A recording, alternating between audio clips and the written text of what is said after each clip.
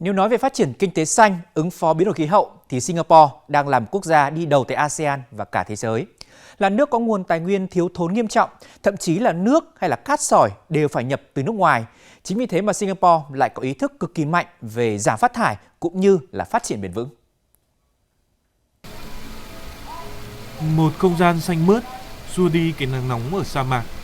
Đó là những hình ảnh mô tả về không gian triển lãm của Singapore tại triển lãm quốc tế Dubai Expo 2020 đang diễn ra tại các tiểu vương quốc Ả Rập Thống Nhất. Hơn 80.000 loài thực vật sinh sống trên một không gian đa tầng như một vườn treo Babylon thời hiện đại. Năng lượng tái tạo được sử dụng triệt để. Thông điệp mà Singapore muốn mang đến là truyền cảm hứng về một không gian sống xanh cho tất cả các nước. Còn tại Singapore, những mô hình tòa nhà xanh, vườn xanh trên mái nhà này ngày càng phổ biến. Chúng tôi đến đây để học hỏi và chia sẻ kinh nghiệm của mình. Tôi cho rằng phát triển bền vững không chỉ là công việc của mỗi quốc gia mà cần nỗ lực toàn cầu.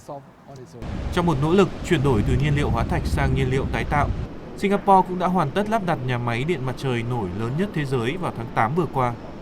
Với hơn 120.000 tấm pin năng lượng mặt trời, nhà máy khổng lồ này có thể sản xuất đến 60.000 MW điện, giúp giảm tới 32.000 tấn khí thải carbon mỗi năm.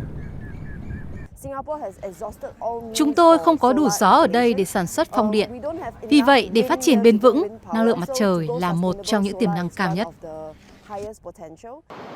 Điện mặt trời cũng được phổ biến đến từng hộ gia đình.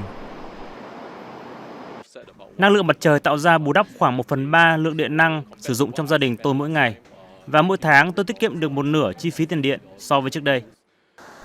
Singapore cũng đang thử nghiệm xe buýt tự hành chạy điện nhằm giảm thiểu xả thải khí carbon ra môi trường. Cùng với đó, các mô hình xe vận chuyển hàng xanh cũng được áp dụng rộng rãi, rồi đến các xe thu gom rác chạy điện.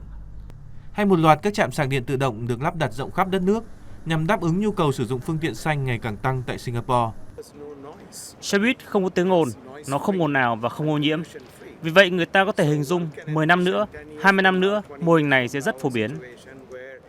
Singapore đã và đang triển khai tổng thể nhiều bước, từ chuyển đổi năng lượng đến phổ cập các phương tiện xanh, xây dựng các mô hình sống xanh trên khắp đất nước, nhằm từng bước đạt được mục tiêu cắt giảm khí thải như kế hoạch xanh 2030 mà nước này đã đưa ra hồi đầu năm.